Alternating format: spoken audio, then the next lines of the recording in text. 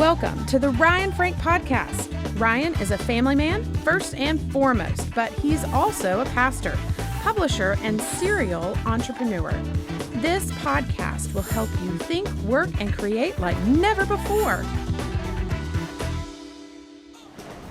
Welcome to the Ryan Frank Podcast. This is Ryan Frank. I am so grateful for your time and for your attention. Some of you have been part of this podcast for years and years, and you have seen it change and morph over the years, and I'm super thankful that you've been tuning in these last several weeks, as at the beginning of the calendar year, we changed the format of the Ryan Frank Podcast to a weekly podcast where I interview a leader in ministry or marketplace to, at the end of the day, help you think, create, and work like never before. That's my heart, and I hope that you have enjoyed the people that I've been talking to and bringing your way. I know I sure have.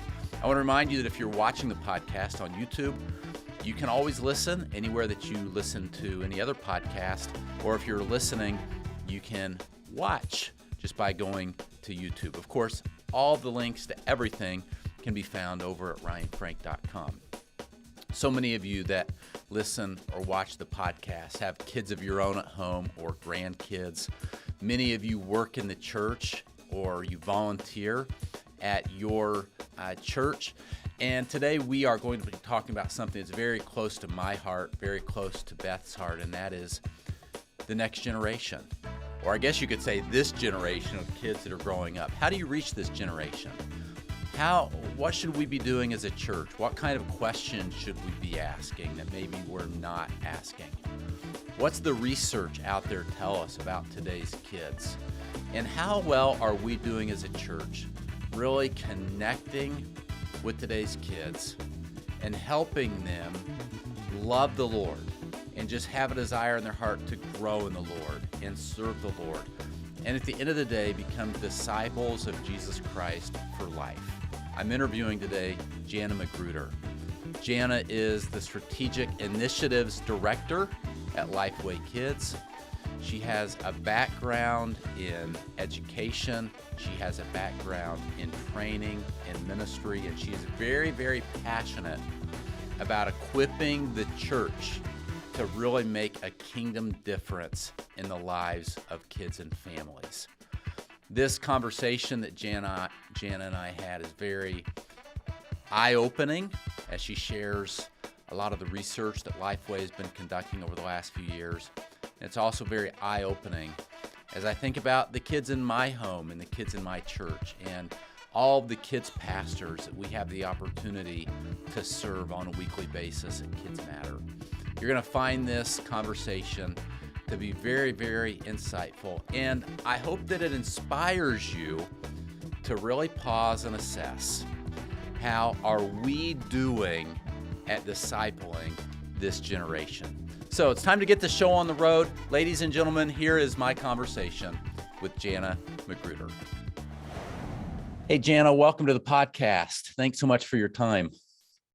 So excited to be here, Ryan. Thanks for having me. Yeah, we are blessed. This is going to be a wonderful conversation. Today, we're talking about strategies for reaching the next generation. No pressure, but Jana, the future of the next generation and hinges upon the answers to your questions. Everybody's going to be hanging on every word. Zero pressure. Everything hinges on this next hour together. Oh, my word.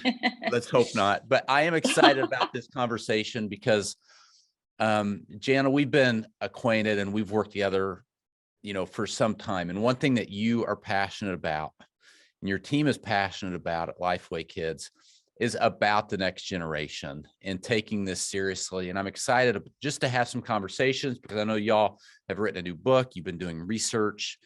You also are working on a new resource for the church and for families to help this generation of kids in our homes, in our churches. So it's going to be a wonderful conversation. I'm grateful for your time. Jana, let's start though by just letting everybody get to know you. So I would love for you to share a few minutes about yourself, your family, even your ministry journey. What have you done and what's brought you to this point? So Jana, tell us about Jana. Let us get to know you a little bit better and who you are and what you do. Sure, I'd be happy to.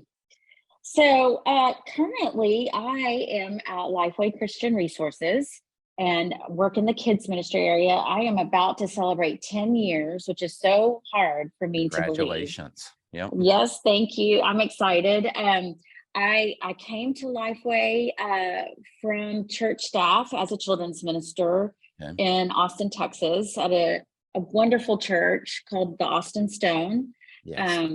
And before that, my husband and I actually helped we're founding families, I guess, at a church plant. We helped Zach and Jenny Allen plant a church in our neighborhood in downtown Austin. How neat. And that's sort of where my ministry journey began. Although I did grow up in the ministry. My father was in ministry. We were in several churches and just kind of lived that life. But I never knew I would be in ministry as a vocation until that time. My career path started off in the world of education. And so I started off as classroom teacher and loved it, but transitioned from the classroom to another sort of world of education, in the world of museum education, which is kind of interesting. I did not know that was part of your story. Yes, it is. Okay.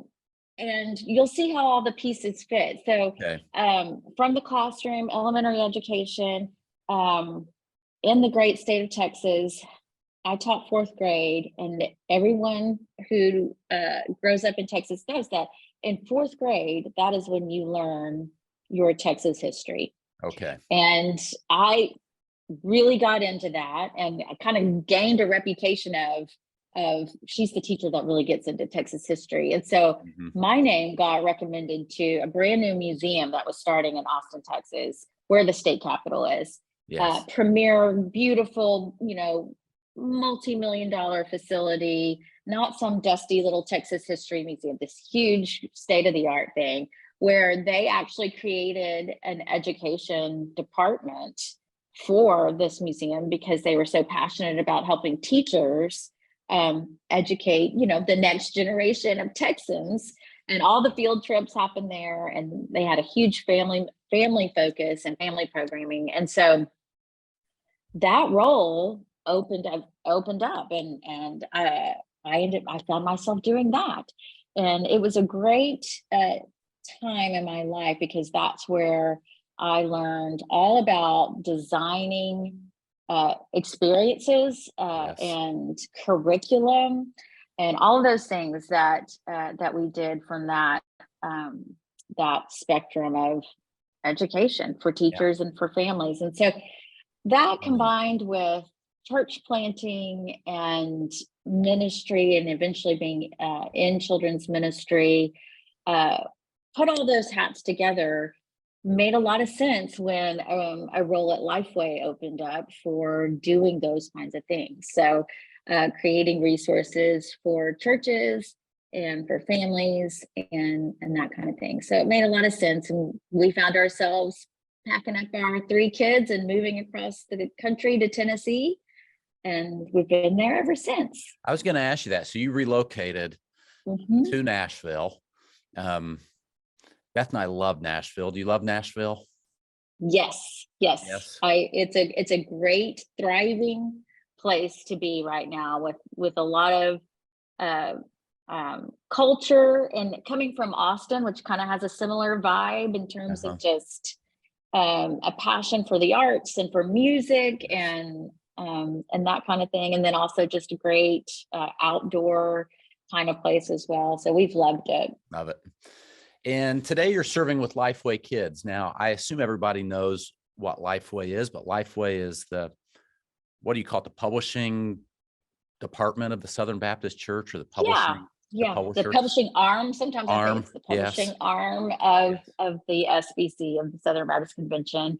So that started back in the, if you want to know, that started back in the 1800s. Wow. It used to be called the Sunday School Board. So that Okay. was Yeah. the founding division of what would create resources for Southern Baptist churches to use in their Sunday school classes, vacation Bible school, Bible studies, all those things, all the way back in the Isn't that 1880s crazy? is when that began. And then it wasn't until the 1990s that we rebranded as Lifeway, so that we could be able to serve churches everywhere, not just the Southern Baptist Convention. So we serve all different kinds of churches and all different denominations and non-denominations and that kind of thing. Yeah. Yeah.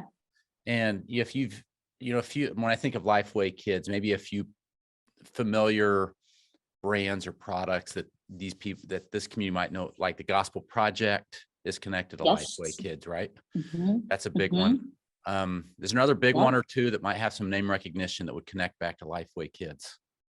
Yeah. So we do 3 what we call ongoing curriculum. Okay. And that, for listeners, they know what that is, because if you're in the church world and you know curriculum, you know that means that it's curriculum that's going to continue to come to you. Yes. And it's the original subscription, is what I like to say. Yep. And so we do that for the Gospel Project, like you just mentioned, but also for Bible studies for life for kids and Okay. preschoolers, and then Explore the Bible for kids and preschoolers. Of course, we do Vacation Bible School and lots of other short-term Bible studies and that kind of thing. And then I think we're going to talk about today, we're about to release a new ongoing curriculum, which we're really excited about. Pretty exciting. Yeah. Now, Jana, you and Chuck Peters have recently written a new book called Flip the Script. Yes. You sent me a copy of that, which I'm grateful for. It's a wonderful book. It's very eye-opening, contains some great research and recommendations for church and families. What do you guys mean by flip the script?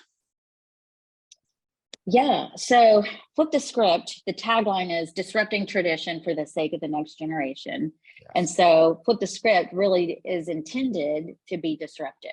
So basically, it is a challenge to our ministry strategies. So as children's ministers and next gen leaders, really the church in general, how can we maybe pause and reevaluate how we are reaching the kids that we have, and deciding if that is the best way to reach them going forward. And so we go a lot into ministry models that have worked for us, me included, both as a child and as a ministry leader and as a parent.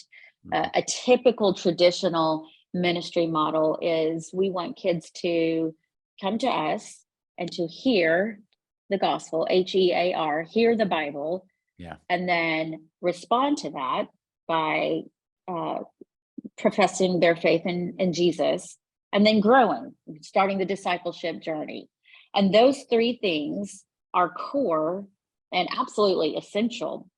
What the book, Flip the Script, is trying to maybe show a broader picture of is to take 3 steps back to just assuming that kids are here, HERE. Yeah. And what I mean by that is in our research that we've done the past few years to prepare for this message, we're realizing that more and more we cannot assume anything when kids walk into our doors. And so I think that there's a lot of assumptions that we've made, and I'm going to pick on the Southeast portion of the United States right now, because that's where I live, and I feel like I can pick on where I live. Yes. We make some assumptions. We're in the Bible Belt. Yeah. And our kids, even if they didn't grow up in church or have parents who are Christians, there's still a lot of working knowledge of what church is, why you go, maybe even, a little bit about what the Bible is or who God is. There's some working understanding. And what we're realizing is that is becoming less and less. We can assume, we cannot assume that anymore, especially in our post-Christian regions of the United States. I think when we started this this research, we really focused on the Northeast and the West portions of the United States. But what we're realizing is that even these Bible Belt areas are becoming increasingly more and more post-Christian. And so we can't assume anything when kids do walk into our doors, or when we go and reach out and have our outreach events and things like that. We can't assume that they're coming to us with a lot of understanding of that. And so we can only start with the fact that they're here, and we can start taking care of immediately helping them feel seen and known and like they belong here with us. And taking care of really some of those basic psychological needs. We did a lot of psychological research about how to make kids feel emotionally safe. And if there is a child who comes and has no understanding of the Bible, certainly Old and New Testament, and I think in the book we talk about Habakkuk. If you're talking about Habakkuk in your Sunday school lesson, and there are kids coming, that have no familiarity, that sounds really weird. And so how can we make sure, first things first, that kids feel safe and that they feel connected to, and that you immediately create opportunities for them to build relationships, both with you as the leader or your volunteers, and certainly their peers.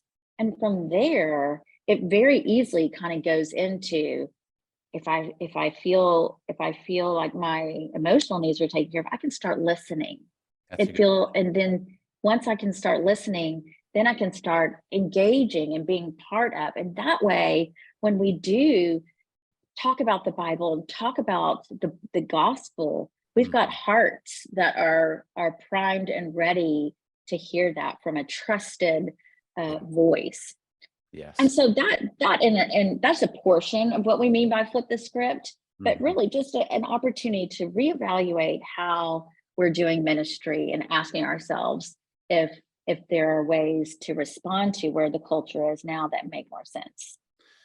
Yeah, that's so good. I don't know that I love what you said, that it's important that as a church we pause and assess.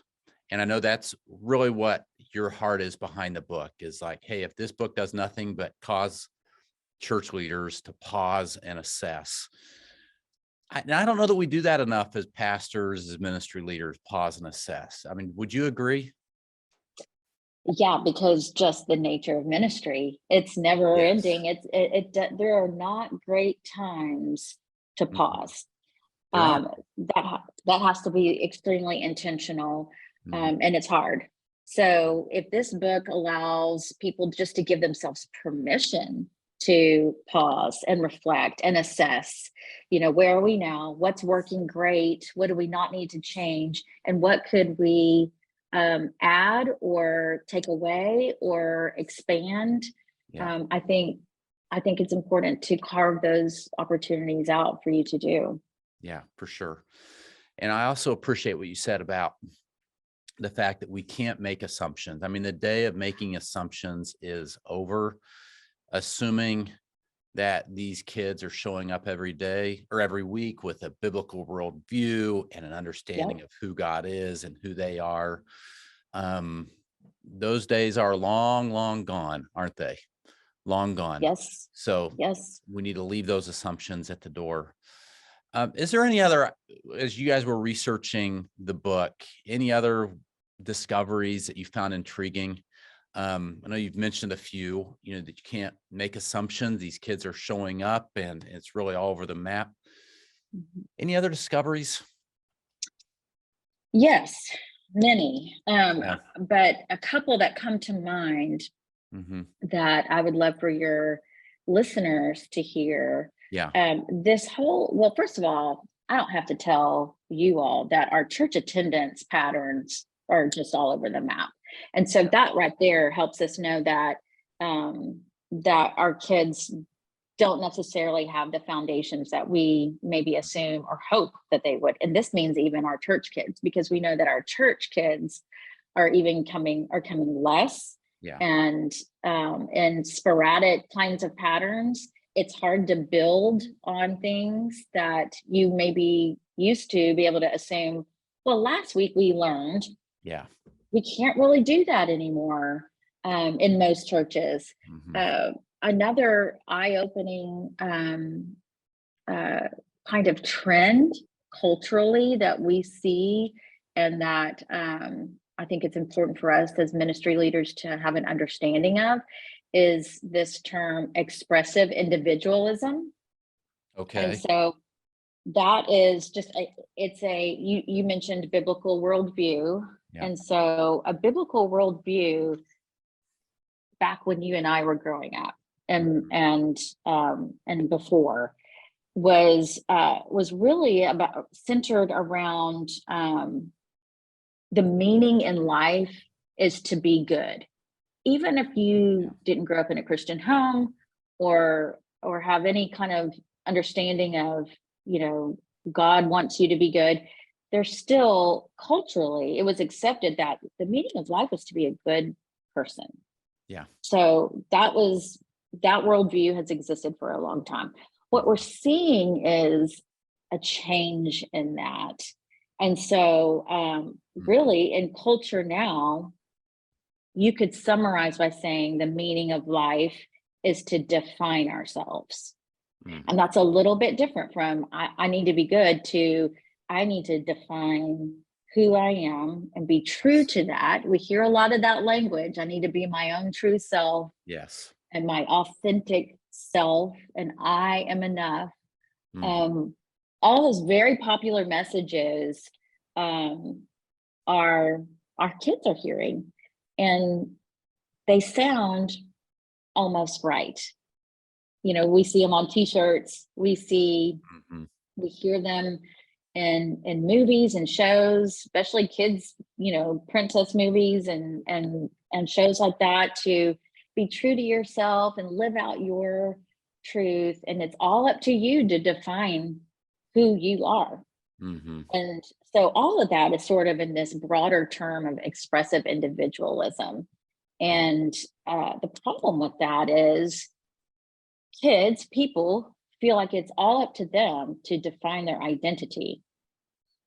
And we know that there's so many cultural messages out there that our kids are hearing and trying to sort through and define their own identity based on some of those cultural messages. Yeah. And so we really have an identity crisis with our kids. And I think that is something that we try to really unpack in the book, so that we as ministry leaders can see how, first of all, to understand it, but also to structure how we teach around that, and how the environments that we create around that. Yeah. If it can seem a little, well, it's very concerning. And I mean, it ought to be concerning to any of us with kids at home or pastors, ministry leaders.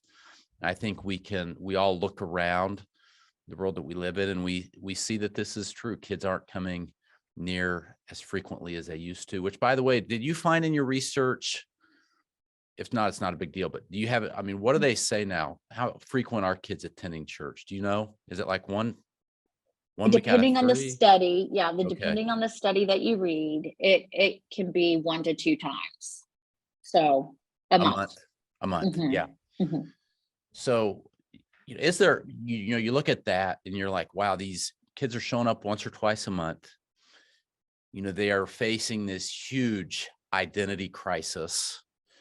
And what's a church to do? I mean, I assume, and we're going to get into the strategy momentarily, but the church needs to do our part. But I think part of it's got to be, I mean, mom and dad have got to be involved. There's got to be stuff happening at home and Mhm. things happening through the week. I mean, don't you agree?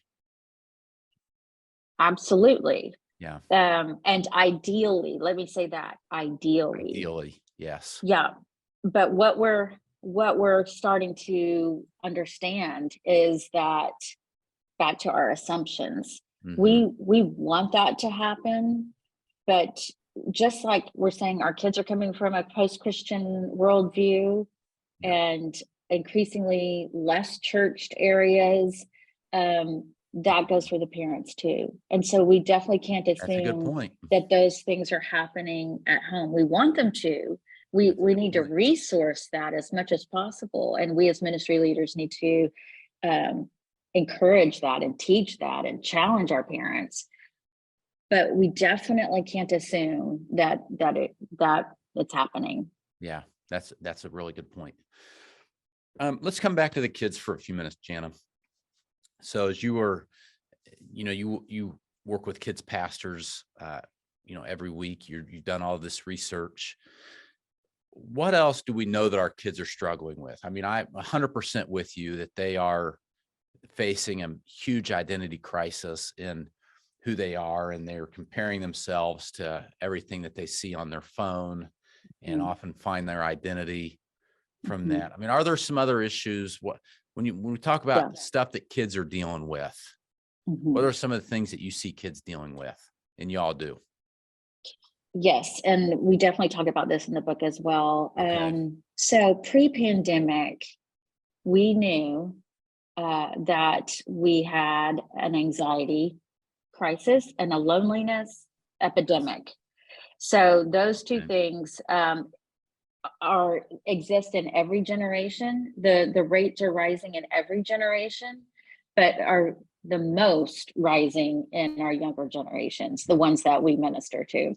Mm-hmm. And that was before the pandemic. And so then this pandemic happens, which just doubled down on all of that. And so kids became increasingly more isolated and had less opportunities to um, be at school, much less church. I mean, church, less school, less interaction with peers, more time in front of screens.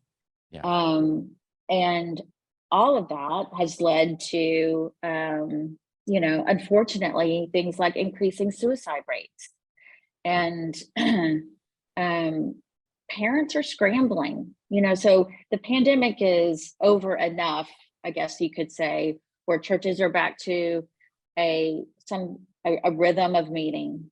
Mm-hmm. Parents are seen to be ready to get their kids into real life experiences, which we talk about the value and the importance of that as well. And really, the church has an opportunity to answer some of those desperate needs. So Absolutely. parents know that I'm a parent of three, Yeah. and they're teenagers, but um, they stayed home for a year during the Yep. pandemic. Yep. It was very hard to connect with peers. One way they could connect with peers, though, is through their gaming consoles, which That's true. was a good way in terms of being able to connect, but it's more screen time, and it kind of continues that narrative of being more comfortable at home. Yeah. And so parents are scrambling, and I think the church has such an opportunity to reemerge as this place of, come here, like, let us be a place where we can foster friendships, which we go into a lot in the book, the value of friendships at church, foster relationships, give kids the opportunity to have fun. Yeah. We know that fun leads to friends. Fun and friends go together. Yes, And they do. research tells us that when Yeah. kids have friends at church, they have a higher spiritual score, if you will, later in life.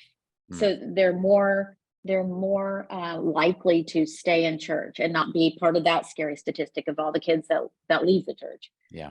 If they grow up with friends at church. So as ministry leaders, Yeah. we have such an opportunity to be mindful of setting an environment where we can foster great friendships that kids look forward to coming. And then as they grow and be discipled, to be that kind of accountability person, your church friends are the ones that are going to hold you accountable later in, let's say, middle school or high school. And anyway, I just feel like we have such an opportunity to do that. And that sort of kind of can make a dent in that loneliness, isolation piece. Yeah. That is so good. I mean, just this last 5 minutes, if we just stop the podcast right now, I mean, that is so much to think on and process and think through, what does this look like in my ministry? You're right. These kids are, there's an identity crisis happening, and 100% I'm with you that they are lonely. They are more connected than ever, right, with their devices and texting and Snapchat and all these ways they connect. But then they're the loneliest generation as well. And I love what you said, Jana, that the church has a unique opportunity to step up and help solve these problems, help kids see who they are in Christ, where they should be finding their identity, and also in the context of building these relationships. And you're right, that is flipping the script. I think, as a kids pastor, when I look back on my early ministry or growing up in the church, Jana, you talked about growing up in the church, you almost, the model was you come in and you sit around a table and you crack open your Bible, or you sit in a row and you listen to somebody up front teach, and you get stickers on the wall for being there, and you track attendance. But boy, we really need to flip the script, don't we? And it doesn't have to be that difficult, does it? I mean, sometimes I think we try to overthink it, and we try to come up with these innovative strategies and techniques and programs. But if you're just talking about creating an atmosphere where kids can build relationships and have conversations and have some fun, it doesn't have to be all that difficult, does it? No, it really doesn't. And the things that you just mentioned about, how you grew up and what ministry looked like then, worked for a really long time. And in many ways, that still does work. What we're suggesting are simple shifts and strategy, like, for example, this is going to seem so simplistic, but I think it starts with things like this. Our arrival time. Instead of instead of an arrival activity centering around, let's say, the Bible story that you're going to learn later, simply make it about kids learning each other. So whether that's start with names. I think we assume a lot that the kids always know each other's names or know their leaders' names. Yes. Focus on name games, that help kids know each other's names, know a little bit about each other, what they like.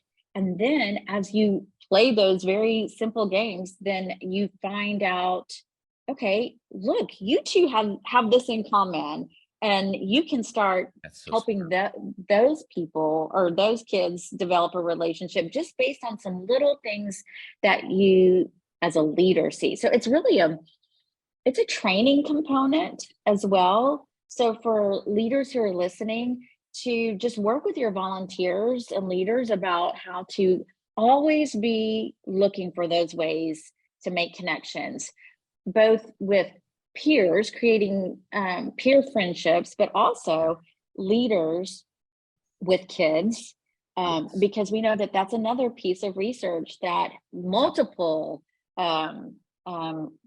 research companies, if you will, have found Lifeway Research has certainly done this research. I know Fuller Institute has done some of this as well, of the power of adults in the life of a child. And so when we know that kids have a couple of relationships with godly adults at church, that again makes a difference in their spiritual life later. It creates a lasting faith. Yeah. So get that kind of information in front of your leaders and volunteers and say, look, guys, just you creating these friendships with kids makes an impact. So that's motivating. That's a calling. That's something that I think you can use in your recruitment as you're inviting people to consider serving in children's ministry, that those relationships are huge. So yes, like I said, like even in your arrival, excuse me, your arrival time with kids, how can you structure it around developing relationships? One small tweak. Yeah. Let's go back to the programming part, because so much of it is we need to create opportunities. I'd like to get your thoughts on this. We do need to create opportunities for these kids to build relationships with each other, with other leaders, to have fun. However, what would you speak to the programmatic part? So how important is it that our programs, church in general, stays relevant, attractive? Does that play a role? Does that make a difference in this whole conversation of really reaching the next generation? Yeah. Well, let's talk about the word fun. Yeah. So fun, I think in children's ministry can be one of those divisive words. And I think it's because some people, maybe there's one tribe that thinks that if you have fun, that's throwing the baby out with the bathwater, whatever that expression is. Yep. That you're not going to learn, that you're not going to focus on the gospel, that you're not going to learn the Bible if you have fun. And then on the other flip side would be, people who are maybe too much about fun and not enough about, understanding who Jesus is. Yes. So I think that probably most of your listeners would say it has to be both. It has to be both. And I fall into that category as well. When you can create the kind of fun that goes back to those relationships. So the kind of, whether you're building games into your large group time, or you're building in small group interactions that kids can do that are fun, but they're intentional because they're building relationships. Even something as simple as like a relay game.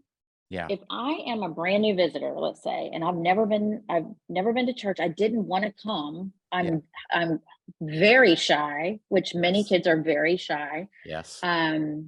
And all of a sudden I'm in this place and they're using strange words that I don't know. And kids are quoting Bible verses, which I don't know. But if I all of a sudden am on a team, I'm just assigned a team that's going to do a simple relay where there's no athletic ability.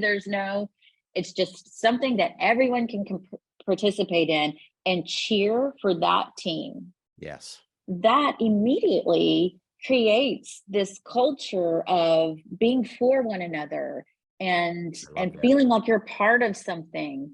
And it just brings that guard down of all of the insecurities that kids have. Yeah. And so again, something very simple, but could be very profound in helping that child feel like they're meant to be there. And when all of those kinds of needs are taken care of, they're going to listen to, when it's time to learn the Bible, when it's time to hear about Jesus, they're going to be tuned in because they're not constantly looking around thinking everyone's looking at them. Yeah. So that's one little tweak as well. I love it. What do you do? What would you say to if the ministry leaders that are watching or listening to this and they're like, yep, I get it 100%, but I've got these Sunday school teachers, these these kids church workers, all my volunteers, how do you get your volunteers on board with this? Like, it's one thing for the leader to be like, oh man, yes, we need to create this kind of atmosphere. We need to help kids with this. How do I transfer that mindset to my volunteers that, I barely see them on Sundays because I'm so busy and they're working during the week? What is a good church? What do you see kids ministry leaders that are doing this and doing it well? How do they get that done? Yeah, it's a great question. I think it's about creating a culture of that same thing you're trying to create with your kids in your volunteers. So how can you model building relationships and creating belonging within your volunteer teams? I totally understand the whole not really being able to carve that into a Sunday morning rhythm. I know a lot of people like me love to say, well, have a huddle and do all these things. And really the reality of that, I'm just coming off of being an interim, a children's ministry interim at my church. Neat. Yep. Okay. And it's always good to have those checks and balances for resource providers to get back in the mix and really, feel again what it's like to be in that spot. And it is hard depending on your, times of your services and things like that. It's hard to carve in that ideal huddle of bringing your volunteers together. Yes, and ideally we would love to have a little devotional. How can we pray for you? And what are you seeing in your kids? And, here's a tip for teaching today, or that kind of thing. If you are able to do that, listener, please keep doing that. But if you're not, don't lose sight of still trying to forge a culture of relationships with your volunteers. Find different ways to do that, whether that is sharing stories in your email threads, or if you have a text thread or a line thread of like, I want to hear some stories of how you have seen kids thrive in your small group, or every good curriculum or lesson plan, let's say, should have some kind of assessment, if you will. And that can be as easy as did the, a traditional one would be, did they learn the story? Or were they able to recite the scripture, or some kind of little assessment to help you know if you accomplished what you set out to do and your goals and objectives. What if one of those could be, how did every child in your class feel known today? And that could be like, well,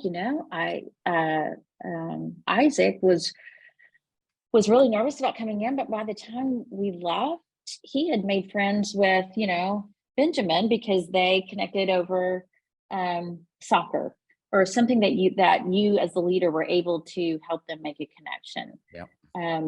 So keeping those kinds of questions in front of your volunteers and your leaders, keeping fresh research, like we've already talked about the power of adults in a child's life at church and what a difference that makes now and later.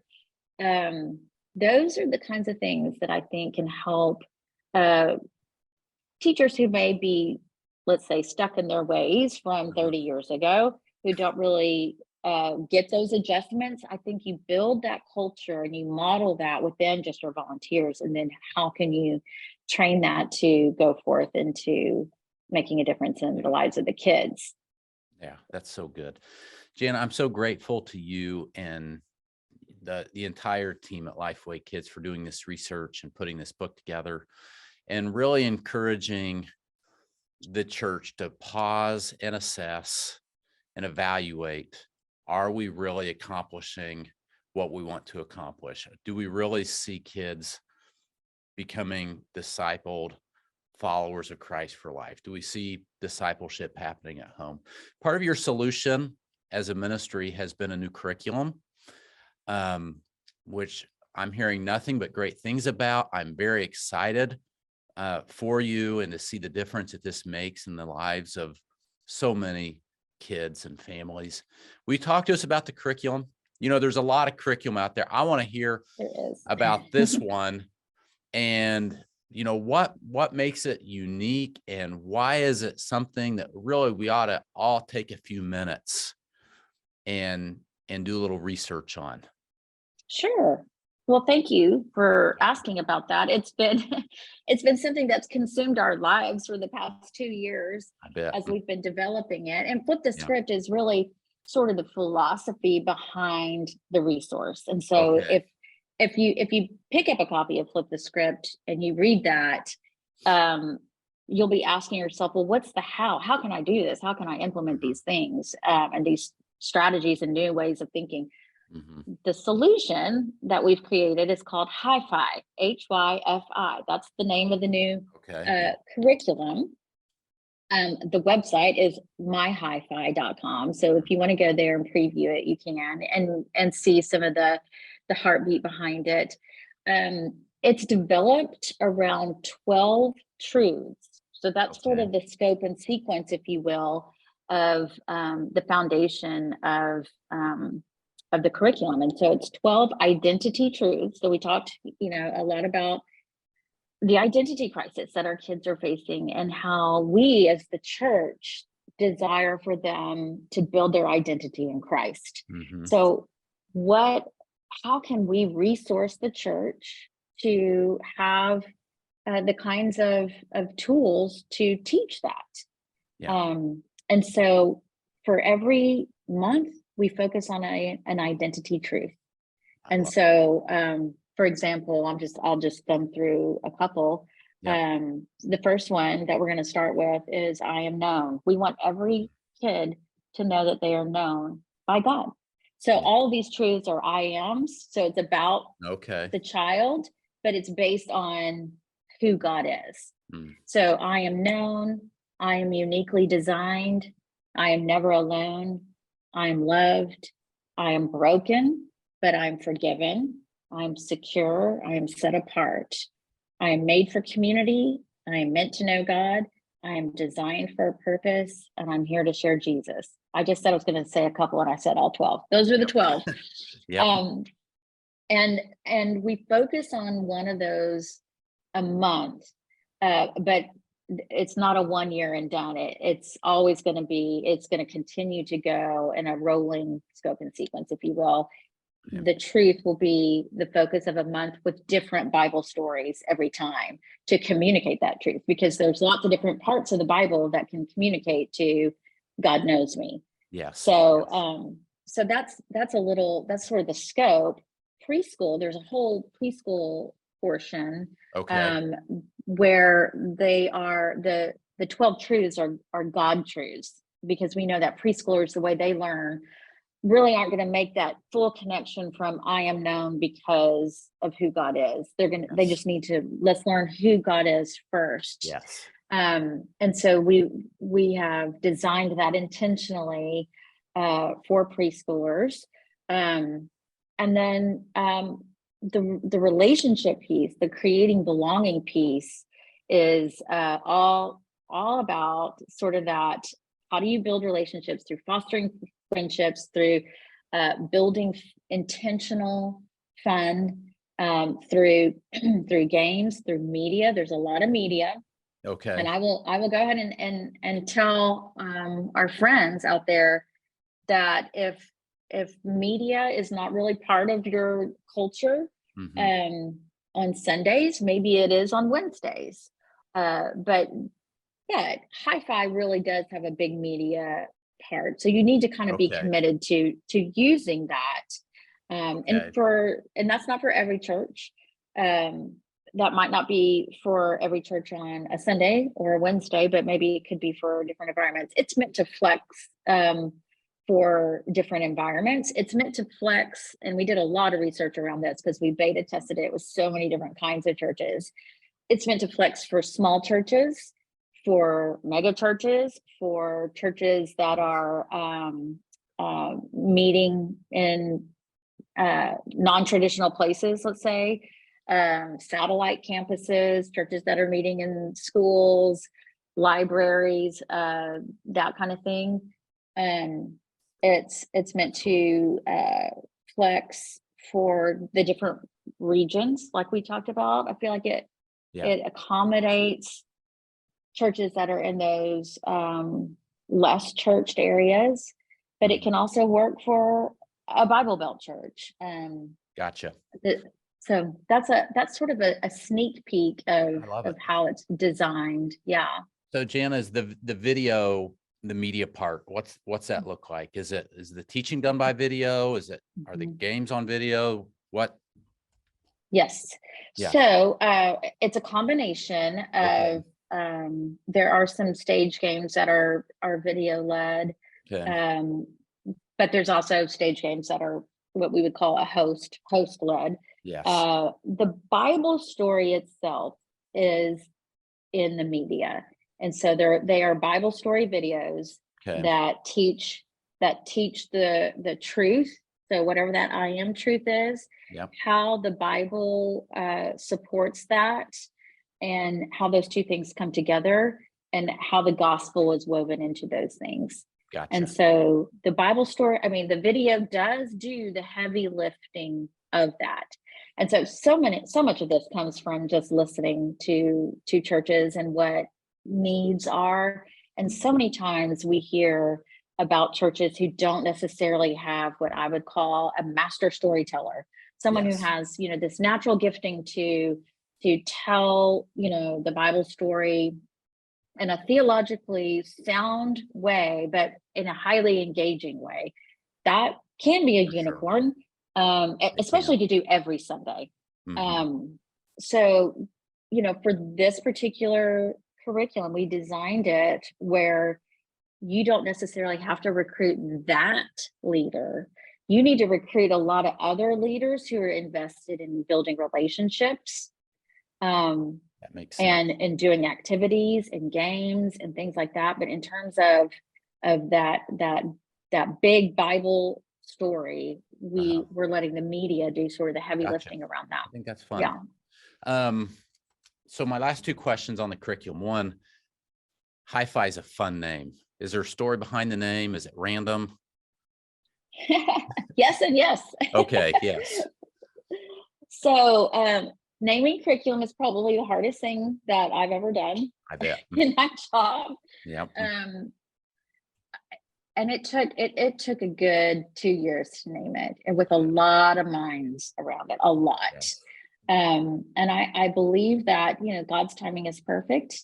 And Hi-Fi in of itself is a fun word. Yeah. We use it and explain it in several different ways. So one is to talk about it as an acronym. Yeah. And that acronym can be a couple of different things. So here you feel included is that whole belonging piece that we really want to capture. So here you feel included. We want every child to feel included when they come to church. Yep. And so that's part of the strategy. And then as kids do feel like they are included and they feel like they have relationships at church, and then that's where, as they hear the gospel and they respond to who they are in Christ, then it's here you find identity. So here you feel included, and here you find identity. Good. Yeah. So those two acronyms sort of encapsulate the two big strategies of the curriculum. But also Hi-Fi is just kind of a fun, more modern type word that sounds fun, and it's meant to be fun. So I love it. There you go. So the curriculum doesn't launch until, or release until the fall, but there is a website where you can go look at it, sample it. What's that website? So that website is myhifi.com. So MYHYFI. Got to get the spelling right. So, yes. And then from there, you can look at the 12 truths. You can look at some testimonials, some videos, a full preview that you can sign up for. It's all digital. I will say that. I know that some of the other resources that Lifeway Kids creates have a print piece that you can opt into. Yeah. This is going to be strictly digital, run off of a digital platform. And so that is intentional because it is intended to be customizable. So because it's digital, you can add and delete and move things around and make it customized to how you need to use it. Okay. And so you'll be able to, from this preview experience, you'll be able to be actually in the platform and get to see how that works, and also see the content and the videos as well, both for preschool kids. And we haven't talked about this, but there is a student piece.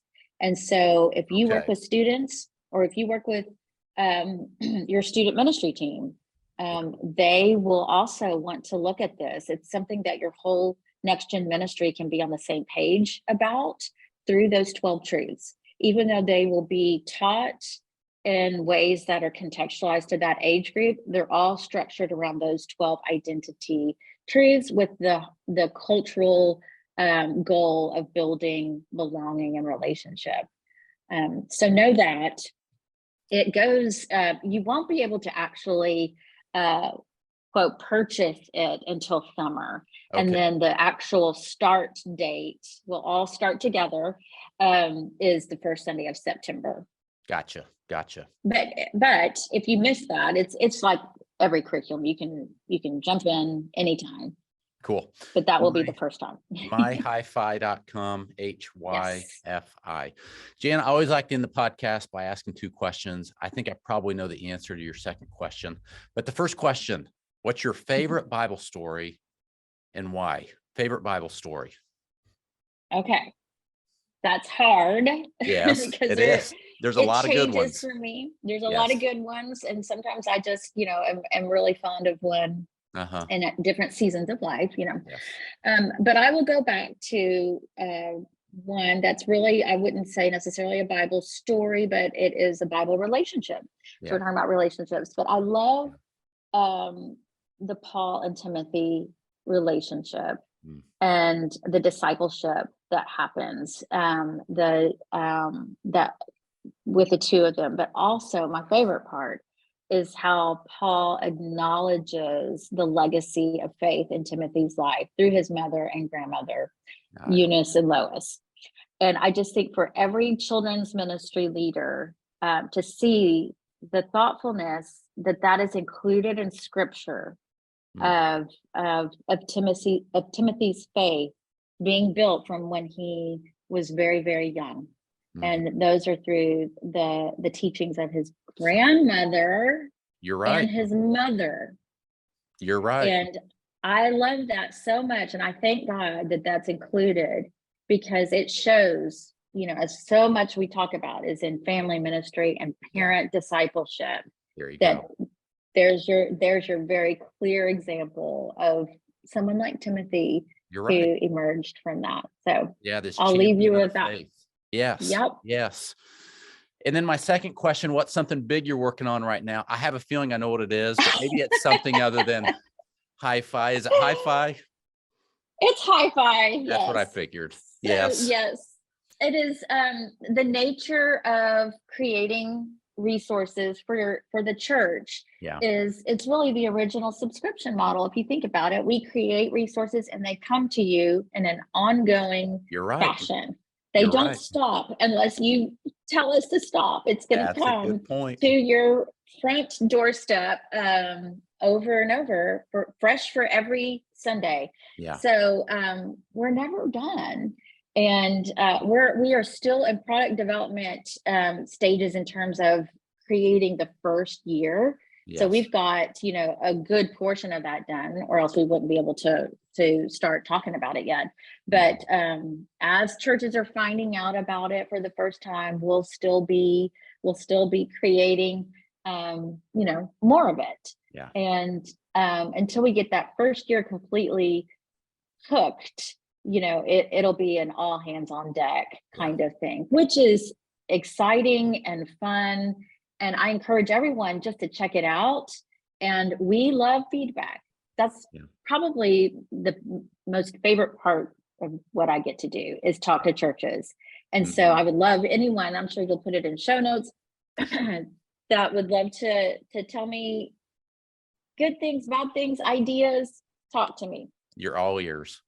That's right. Jana, thank you so much. This has been such a an eye-opening, thought-provoking conversation, so practical. Thank you for all the research you and your team have done. Thank you for your commitment to serving the church so well. We're excited to see what God does with your book and with this new curriculum. And thank you for taking time out of your busy schedule to share with all of our listeners today. I hope that you're blessed, and we're looking. Yes. Thank you. And we'll talk to you soon, Jana. Okay. Thanks, Ryan. This episode of the Ryan Frank Podcast has ended, but be sure to subscribe for more conversations to help you stay on the leading edge. And if you like what you've heard, please rate this podcast with 5 stars. Thanks so much, and we will talk to you next time.